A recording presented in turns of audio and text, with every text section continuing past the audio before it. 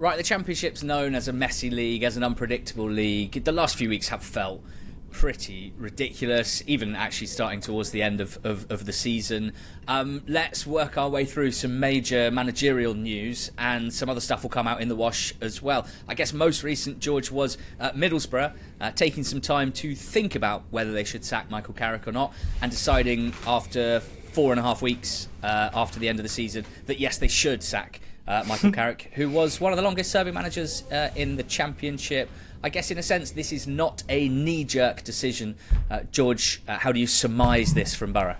It's the opposite of a knee-jerk decision, isn't it? What's the opposite of knee-jerk? Like really slowly extending your legs on a sofa. And that's what this is, because it's taken them ages to make the decision. And conspiracy theorists out there, it's interesting the timeline here, because at the time of recording, Rob Edwards is being quite heavily linked to both the Bristol City job and the Middlesbrough job. And Michael Carrick was sacked like a month or so after the season finished, over a month after the season finished. But the day after, the Stroud Times dropped the bombshell that Rob Edwards was soon to be taking over at Bristol City. And you do just wonder if maybe the hierarchy at Boro saw that, if Edwards does end up getting the job at Boro, maybe that was the moment where they thought, we need to act now, or we're going to miss out on the person that we want to manage this football club. So that could be it, or it could just be a case where they've taken a month to analyse and assess the performance over the last couple of seasons, or maybe there were some internal issues. We're never going to know, but it feels quite weird and quite rare. It definitely doesn't feel weird that a Championship club have decided to part company with their manager, but it's quite rare for it to happen as late as this. I think it's understandable and harsh at the same time. There's no doubt that Middlesbrough have, after such an incredible run when Carrick first took over, for them to miss out on the playoffs in both of the last two seasons isn't good enough from a performance perspective. I think there are quite obvious mitigating factors to that. Like I always think when you're judging a manager's performance, the first question should be, were there mitigating factors in this? And probably most importantly, in terms of the squad that was available for selection, were there injury issues that had an impact on their season? And with Boro, the answer is an absolutely obvious yes, a massive yes. And you would have to think that Carrick would have achieved more had that not been the case. There's also the departure of Emmanuel Latalath in January, and his replacement in Kelechi Iheanacho, who was not fit for purpose. So that's another mitigating factor.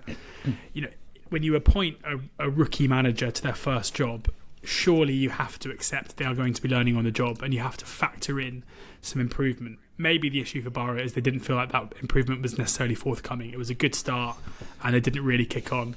All eyes on who they appoint now. I think more so than quite a lot of other A-list former England internationals or Premier League footballers who've taken their first job. With Carrick, there is quite obvious promise there, and I think he will go on to be successful somewhere, and someone will probably profit from the 2.5 years of learning he's done at Boro. Yeah, I feel sorry for him due to how the team looked in the second half of the season. As you alluded to, I don't think that helped him. And also, I think that the club should give him a lot of credit and thanks, because it's been very clear in the last few years that they want to sort of trade well, if you like, in the transfer market, and that means selling players as much as it does buying players. And they should thank him for his part in that, having been the most successful part of the football club over the last couple of years. Morgan Rogers, Latalath, soon to be Hayden Hackney, if reports are to be believed. Carrick plays a massive role in both the progression of those players, in the belief that he put in those players, and in the tactical setup, which, in being quite attacking and gung-ho, slightly to Boro's detriment at times, has helped, shine a light on progressive passers like Hayden Hackney, on dribblers like Morgan Rogers or Doak, for example, obviously a loanee from Liverpool, and in goal scorers like Latalath, and potentially in Tommy Conway, who I'm sure would say he's had a pretty good first season outside of Bristol City, and I'm sure would credit Carrick for some of that. However, the team didn't convince me. Carrick's management of the team didn't convince me. Specifically, out of possession, Boro have never looked like a particularly serious team under Carrick, and I'm getting more and more boring about this stuff, George, because I want to focus on the fact that they played some nice attacking stuff, certainly at their best, albeit it became sort of increasingly like pulling teeth in the second half of this season. But I think increasingly to win in the Championship, first and foremost, you need to be really strong out of possession. I think a lot of the managers that thrive now, you could almost pigeonhole as being excelling more as what they can do with their team, both defensively but also in press and counter press, as much as a specific set attacking style, whatever that may be. And I've never been impressed with Carrick's Boro defensively. I've never been impressed with them out of possession or in the press. I don't think they were that difficult to play against. And unfortunately, that's just not a great reflection on the manager. So I think there's a chance that they could look better under a different manager next season. I don't think it's a guarantee, because I don't think Carrick was a disaster by any stretch of the imagination. And I think a lot comes down to what they do in terms of recruitment this summer. I think those in charge have a lot of work to do to make sure that the team on opening day looks really strong, rather than actually a fair bit weaker than it did 12 months ago, which is not the direction of travel that you want to go in terms of squad building. So Steven Gerrard's the current favourite this morning, Rob Edwards second favourite, Steve Cooper third favourite, Sean Dyche fourth favourite. Danny Rohl is not in the top four of the betting, which surprises me, because frankly, if I was Steve Gibson or Kieran Scott, I would want to go and get Danny Rohl for reasons that I've discussed. I think what he would be able to do to this Boro team out of possession, I think, could raise their level. Obviously, I personally believe that at Sheffield Wednesday he has had a very poor squad for the level, and has done an incredible amount with that, while also demonstrating some real promise tactically, even if the consistency hasn't always been there. And that leads us on, George, to Sheffield Wednesday. It doesn't seem like Boro are going after Danny Rohl. Part of that might be because of a reported compensation fee of quite a few million quid. I must admit, I still don't really understand why clubs seem so allergic to paying compensation for managers if they think a manager is going to be the best manager for them. A good managerial tenure is absolutely worth more than £4 million to a top Championship club that's going for promotion. So I don't really understand why, whether it's Rohl, even with Edwards, who still has compensation attached because of the nature of his departure to Luton. You hear murmurs that, people are interested in Edwards, but they're not sure about paying the compensation. Well, yeah, I totally agree. I think it's because when it comes to players, you have to pay fees to get certain players. Whereas in the managerial world, there are so many out-of-work managers that I guess the perception is, like, there will be out-of-work managers who will be good enough and will be a success. Can we find them? And that's why there is a reluctance, even though it can still be value for money. Like, I think we're probably about to see Tottenham spend £10 million on Thomas Frank, which for managerial standards is a lot of money. But as you say, realistically, if Frank is still there in 5 years' time, it's going to be one of the best investments they've ever made, compared to spending £10 million. That they're rumoured to be spending £20 million on Hayden Hackney if that transfer goes through. So yeah, I mean, I totally agree, but I can also understand why, as a football club, you may take the view of, if we've got a pot of 10 million to spend this summer, there are thousands of out-of-work managers, let's find a good one rather than spending. But and also with Rohl, there are links to Leicester, albeit given Leicester's current predicament, I'd be quite surprised to see them spend that kind of money on a manager too. Well, this is flowing nicely because we'll flow into Sheffield Wednesday first and foremost. Let's leave Danny Rohl to one side for a second. For the second time in 3 months, it happened in March as well. Staff have not been paid in full and or on time. Some of the staff, I should say, not every single staff member. I'm annoyed somehow about the fact that I'm not surprised at all that even in good times for Sheffield Wednesday under Chanziri, the manner in which he seems to be running the club or want to run the club gave me cause for concern, and a lot of the fans as well, and it's playing out because for whatever reason he's unable to foot the bill at the moment, and that's his job, that's his responsibility to do, and I don't buy the excuses that he's given beforehand, and I really, really hope, as Wednesday fans do, that there could be a viable bid or bidders, and that Chanziri entertains, fair bids for the club, because this is unacceptable, completely unacceptable. And as we know, it's the club itself and therefore the fans that often get sort of most punished in a way, because it's the case that Wednesday might be punished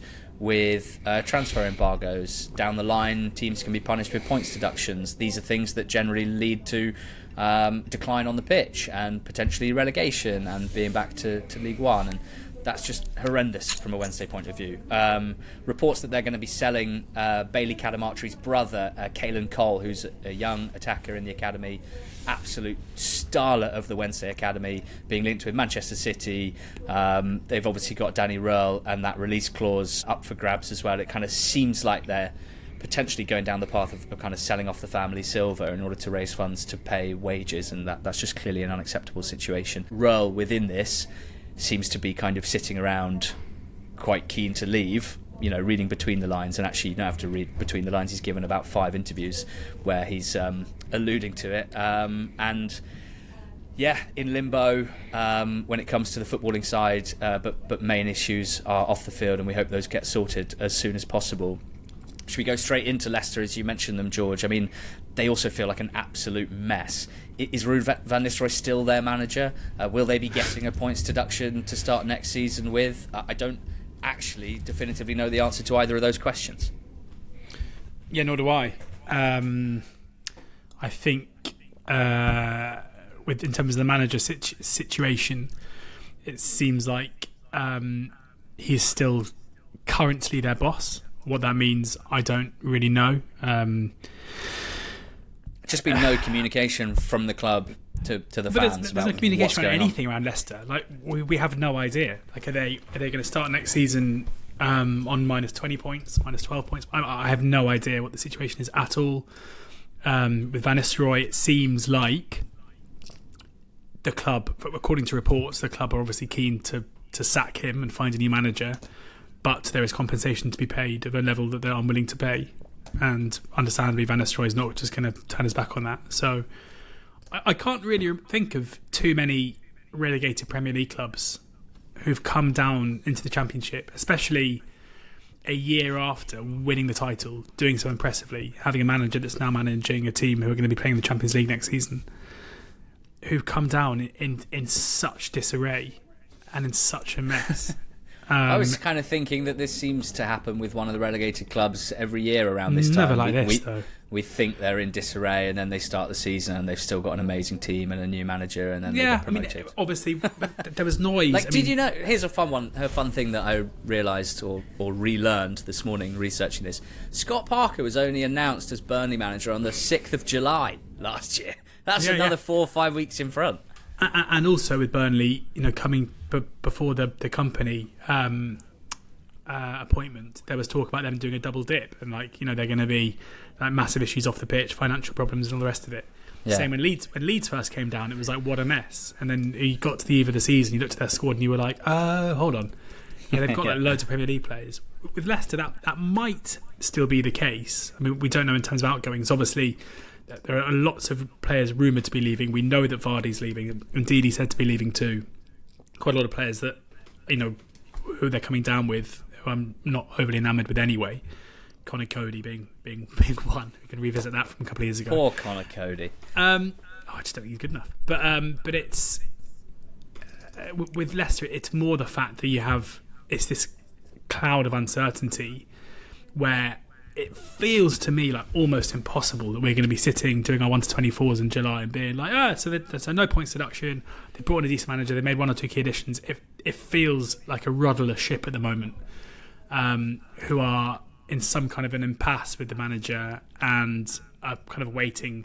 They're probably going to wait to see what they do in the transfer market, depending on the points deduction, because if you're going to get deducted 20 points, for example, then it's probably not worth spending loads of money to try and get promoted, because it's unlikely you're going to do so.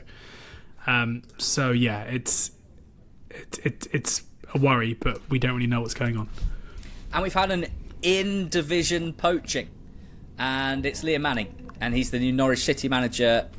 He's been hired straight out of Bristol City, who obviously finished 6th, Norwich down in 13th, but they've got their man, George, and obviously there's a lot of different bits of context to this, but your overall feeling on the decision from Manning and a Norwich point of view, first and foremost. I think from a Norwich perspective, it's an appointment that makes a lot of sense. He's someone who it's a return back home for him. It's been well documented that he has been to hell and back from a personal perspective, and I'm sure that the opportunity to move home played a big part in his decision to go to Norwich, and I think there's probably an element where he has to be a little bit careful in terms of the reputation he's building for not seeing out jobs. Oxford fans and Bristol City fans, I'm sure, will unite next season in singing songs about Liam Manning together, because both feel like they were left at the altar somewhat, having undergone a really good period under Manning, but that didn't yield to any tangible success. And then, he does a heel turn and walks away. But from Norwich's perspective, he's someone who's worked at MK Dons under, in that structure with Liam Sweeting, at Oxford in that structure with Ed Aldrin, and then again at Bristol City with Brian Tinian. He's someone who's worked within the structure. He doesn't have to hold all the keys. Effectively, he works within a recruitment team and is effectively a very good coach. He comes with a settled... He loves coaching. Oh, boy, does he love coaching. And he comes with a settled staff that comes with him, with Chris Hogg kind of being, I would say, a massive part of this team. Has that not been confirmed? No, there seems to be some intense negotiations around compensation around his team. I would be amazed, absolutely amazed, if Liam Manning is in a dugout next season without Chris Hogg next to him, because they are a proper double act. So, I think Ben Napper has got someone in who will do that side of the game really, really effectively. And we'll have to see. It's a good appointment of someone. They've hired someone who is very much on his way up in the game, and I have no doubt that at some point in his career, Liam Manning will take charge of teams in a top flight. Or I think he's already done so with Lummel, but maybe a Premier League manager in the future. So a good appointment from that sense, but obviously massively frustrating for Bristol City to lose the manager who delivered their first playoff finish in the best part of 2 decades. Yeah, it's absolutely rubbish when your manager leaves for another job after less than 2 seasons, and the feeling that the job's not done. But part of me sort of goes to bat for managers as an entity in these situations, because I actually think Manning is playing the game a lot better than most managers do. Like, the cards are stacked against you as a manager. It's incredibly difficult to get a job. It's very difficult to keep a job for more than 2 seasons, really. And if you look down the list of managerial tenures of current EFL managers, that'll be reflected pretty strongly. And when you lose a job, your reputation generally takes such a hit that it's like snakes and ladders, and you catch a snake and you're back down at the bottom again. Like, it's like trying to climb a greasy pole. And he's one of the first managers that I've come across who just takes the easy jump up. Now, there's an argument that this isn't that. Norwich finished 7 places below, but clearly in terms of infrastructure and budgets, as he sees it, and that was his reasoning for taking the job. He said, there will be focus on my family situation, but this is just a bunch about the kind of sporting side. He seems to think that Norwich are a better prospect for a manager to get to the Premier League, and I think that's a fair reflection. Albeit, I do think Norwich are talking a much better game than they are actually walking the walk at the moment, and Manning might help them to do that. I kind of respect that he's taking this approach, and I dare say the fact that he stayed at MK Dons after that one amazing season they had, and they got relegated the next season and he got sacked, probably plays into his experiences and kind of once bitten twice shy type of thing. Like, managers get guilt tripped basically into showing loyalty to clubs and fan bases that very rarely show any loyalty towards their managers. So there's a part of me that says, go on, Liam, you just keep jumping from, like a frog jumping from leaf to leaf. A good analogy? Probably not, but that's the vibe today. I'm interested to see how this Norwich City team attacks under Liam Manning, because if I'm honest, I wouldn't say I've particularly enjoyed watching his Bristol City side attack. I didn't particularly enjoy watching his Oxford United team attack. So given that Norwich are a team that want to attack well and attack in an exciting way, and it'd be interesting to see how they approach things. No doubt about his chops as a coach and as an out of possession coach, and as I say, I think that is probably the most important thing at the moment in the Champ. What I would say about Manning is it feels to me like he, in every club he's been at, his issue is breaking down a low block. And last season, to an extent, that ended, especially at home. Their home record against the poorer teams in the league last season was really good, and that is positive because that's a development of him as a coach. So that's good. That's a good thing. I can't really explain this, but even though that is demonstrably true, I still wouldn't say I felt that convinced by the way that they did it from like a tactical standpoint, if that makes sense. I didn't see it as like Manning's solved this issue that he's had previously. But it's a results game, mate. Well, that's a joke. Yes. What next for Bristol City is the big question, because they made a great managerial hire under some pressure to do so. It couldn't have gone any better. They made the top 6 for the first time in however long it was. He's now gone, and they have to go again. Now that the favourite, George, as we record, is there he is, Gerhard Jerry Struber. As I live and breathe. Feels like it's 2018 Barnsley all over again. Edwards is the second favourite, Richie Wellens the third favourite, and Michael Carrick fourth favourite. And who's the same price as Michael Carrick? Who's the same price as Michael Carrick? Pat Mountain. No way! The Man Mountain. That's got to be just one of the greatest names of all time. Pat Mountain, who played 200 games for Newport County, is currently Bristol City's goalkeeping coach. And he's popped up in the list there. Amazing. Is it just Stroud Times exclusive? Get Rob Edwards in. I mean, it does seem weird for a local rag to report something being so imminent and then it not to be the case. But as I say, I wonder if the Boro vacancy meant that any deal that was close to being done was no longer done. But I think in terms of Struber, Edwards, Wellens, it's hard not to be pretty positive about all of those. Struber's someone who did a great job at Bristol City. I think he was most recently at Colne, was he, where things didn't seem to go amazingly, but he's obviously a very, very good coach and someone who's performed well at this level before, and I think would be a really exciting appointment. I mean, I'm a massive Rob Edwards fan. He seems to be the victim at the moment of people only really being able to remember what's most recently happened, and I don't think it really, really annoys me when people underplay the impact that he had in taking Luton up. Like, there's been massive revisionism that I've seen about he just took Nathan Jones' team up, and that just wasn't the case at all. Like, yes, he walked into a job where they were already doing well, but he improved them, and they were not sitting in second place when he took over by any stretch, and he managed one of the most impressive relegation seasons in the Premier League I think I've ever seen, in terms of what he managed with that Luton side and the performances that they put in. Yes, things obviously went wrong last season and he made massive mistakes. I'm sure he'll learn from that. But what he did at Forest Green and what he did at Luton have shown that he's someone who I'm sure will do very, very well again with a blank slate. And then Richie Wellens obviously deserves an opportunity. He reminds me of a much more palatable version of Steve Cotterill. In terms of his demeanour, his really bullish attitude. He rubs people up the wrong way and doesn't really care. I think he's more personable, but this is a Bristol City as a club who idolised Steve Cotterill and had no issue with his ways because of the success that they had under him. And I think if Wellens came in and managed to get buy-in for everyone, it could be a similar story. So I'd love any of those three really for them. I think they'd all be good appointments.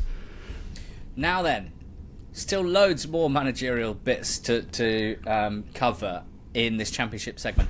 Paulo Pezzolano is in at Watford. New great championship manager name just dropped, replacing the sacked Tom Cleverley.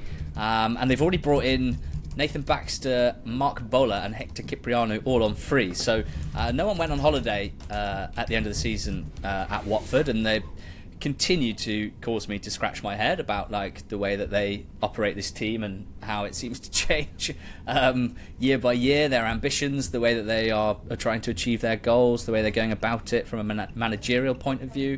I mean, let me tell you about Paulo Pezzolano, because this is a hell of a wiki page, I don't mind telling you.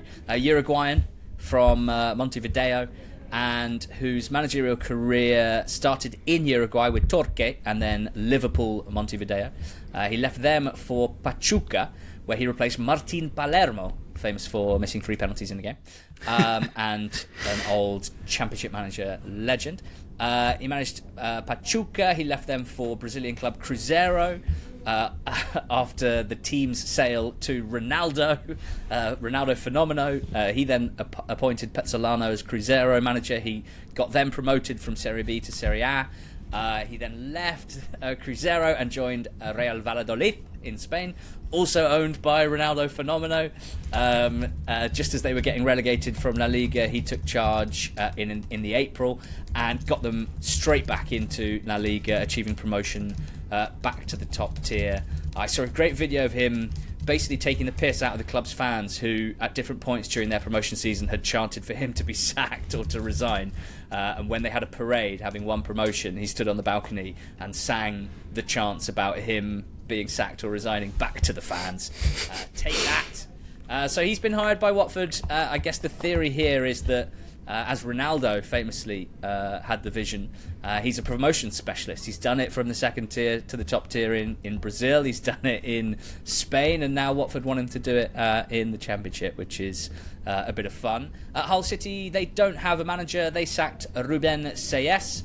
The owner hasn't been quite as explicit about why that was as he was with Liam Rosenior last time out. I was going to say he's learned his lesson about how he explains his decisions, but I don't think he's learning many lessons. Ajun illegally, and I can't say I'm a huge fan of how he's running this football club. The vacancy, the favourite at the moment is Sergej Jakirovic, who is a Bosnian manager. He has managed a lot in Bosnia, in Croatia, did a good job with Dinamo Zagreb. He's been in Turkey the last 6 months with Kayserispor, and Ajun seems to want to hire him for Hull City, so we'll probably react to that if that one gets done. Sounds imminent, apparently this morning. Sounds class. I love the sound of Sergej Jakirovic, if you ask me. And then Will Still, George. Will Still's in at Southampton. Stilliam. You've got to be excited about this, don't you? Yeah, I mean, I'm excited to see if he's any good. A lot has been made of him for various reasons, from his FM exploits that we'll never mention again on this podcast, to his lack of coaching badges, which we'll never mention again on this podcast. But yeah, I mean, he's someone who's obviously made a kind of name for himself over in France, has achieved some serious success from relative obscurity, has seemingly been courted by a few Championship teams in the past, and he's decided that Southampton is the one to bring him over. So excited to kind of see what we're going to get from Saints. It feels like a very exciting appointment, but I'm not going to profess to being or pretend to being an expert on Still. It's going to be a learning on the case job. But yeah, you think with the squad that they've got, learning on the case job. Learning on the case for me. You're going to learn about him. I'm learning about him when he's playing. Job. Okay. The only thing that I'm genuinely angry and upset about is that he's younger than me. And I think he might be the first one. The canary down the mine, if you like. It's only going to get worse from here. But take aside the memification of Will Still. It's unbelievably impressive, the start of his managerial career. It's not just the fact that he's 32, is he? And he's already managed 115 league games. I think maybe a kind of sneaky important thing here is that he's already managed 3 different teams, one in Belgium and 2 in France. So this is, and now Saints, obviously, this isn't the case, as we would often see, where a young manager, like a Torup, for example, who is very young, he's not dead, but was very young when Norwich signed him and had only had one job previously at a club where he'd worked his way up through the ranks. He knew the club like the back of his hand and had a very set philosophy and a stable environment in Nordjylland. That's a good reason to hire a young manager, is because they've had success at a previous club, but almost a bit of an orange flag for me, as if it's only at one club, where you can't really be sure how much of it is them being amazing and how much of it is stable environment that they were already very comfortable in. I think that's what stands out with Will Still, is that he's done it at 3 clubs now, and with Reims and then with Lens in Ligue 1. I think he has demonstrated, like, the reasons that they hired him, because they thought he was impressive based on previous work. I think it's broadly played out in the work that he's done each time he's moved, which I think is really impressive. Shows adaptability and an ability to impose your own way of playing and way of managing quite quickly. So I'm really excited about this. Will Still in at Southampton. Ryan Mason, who's only a year or so older than Will Still, is the new West Brom manager. And I have to be honest, George, I really have no opinion on Ryan Mason and whether this is a unbelievably exciting appointment of potentially excellent young English manager or not. What do you think about Ryan Mason? I mean, it's impossible to have an opinion. He's obviously got decent coaching pedigree. He was a very good player. Has been caretaker manager of Spurs in the past. Like, that's all got to be good stuff, you'd think. But that doesn't necessarily mean he's going to be a good manager. I think there's like a relative risk there, but at the same time, a lot of first-time managers prove to be very good. The West Brom hierarchy who've made this appointment, who've sat down and spoken to Ryan Mason a lot in the interview process, you'd assume will know a lot more than we do. So again, I hope so. Yeah, you think so. So again, it's going to be it's a big job for. I can't think of that many occasions where someone of a Premier League player taking their first job at the top end of the Championship has delivered. Lampard came quite close with Derby. It seems like sometimes the apprenticeship being taken on at a lower level can benefit managers, but that's not going to be a catch-all case. The issue for Mason is he comes into a club where a lot will be expected of him. We saw that with the appointment of Tony Mowbray, and that's basically off the back of Carlos Corberán overachieving for a period of time, and that's going to be difficult to contend with, albeit under the relatively new owners you'd expect them to invest in the summer. So intrigue rather than expectation. I'm a little nervous about that cocktail that you just discussed of what's the expectation level from the club and how clearly is that being explained and how strongly will they stick to their own promises and their own expectations. What's the expectation from the fan base and how patient will they be willing to be with a young manager? And then on top of that, it's a squad that I don't have a good feeling about the squad, just in terms of like my gut instinct when you look at it. A lot of players, the good stuff is Hegem and Mowat and Fellows. And then there's a lot of stuff that's been quite good and also quite hot and cold. So like up front, Madger, DK, Grant and Cole, like if you squint you'll see some good stuff, and if you fully open your eyes you'll see loads of time for all of those guys where they've not had a big impact at the top of the Championship. Mikey Johnston, good player, is going to offer a certain something, but pretty hit and miss because the nature of his game is very kind of high risk, high reward. Mollenby and Price, Diakite. Price showed some good stuff after joining in January, someone I'm excited about watching him kick on. And Kyle Bartley and Caleb Taylor, you've got a kind of old veteran centre-back and then a young one that's unproven at the level. Fullbacks really only Furlong on the right side, solid enough. And then Styles on the left-hand side, who obviously did grow into that role. But I just think there's quite a lot of work to be done here to refresh things. And that's a big job for West Brom this summer. QPR, still not really sure. Martí Cifuentes is legally still their head coach. He's still on gardening leave. It seems unlikely that he will be back in business there anytime soon, so not sure what happens to him. In the meantime, the favourite for their job is Julien Stéphan, with the second favourite Johannes Hoff-Torp and Tom Cleverley the third favourite. But Stéphan, heavy favourite as we record. This is a guy who's been synonymous with Rennes, not Reims and not Lens, but Rennes as a manager, where he did youth team staff, B team staff, first team staff, won their first trophy in 48 years, led them to their first Champions League ever, eventually got sacked, as always happens, and then went to Strasbourg.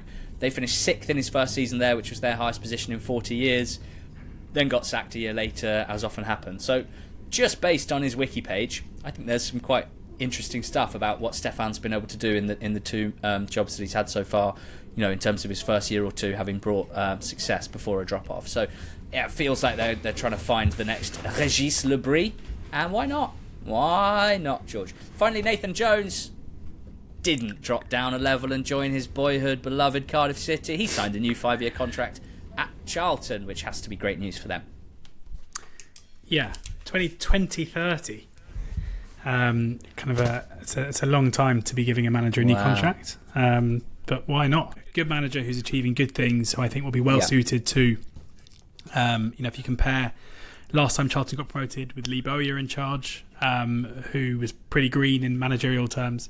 this is going to be very different. I think Nathan Jones will know exactly how he wants to consolidate Charlton's position as a championship club before pushing on to try and push even higher than that. And that you'd probably fancy him to do so. It would have been bizarre to see him swap Charlton for Cardiff, and would have been pretty concerning about what that would have said about Charlton's position in Jones's perception. So this is a kind of show of faith in them. Albeit I can understand, Nathan Jones, I'm sure, will manage Cardiff one day, and I can see why it might appeal a bit more to go and manage them when they've got one of the biggest budgets in League One and deliver promotion and be kind of the saviour rather than taking over when they're struggling in the Championship with expectations higher than they probably should be. But not this time. He's happy where he is, and that's got to be good news for Addicks fans.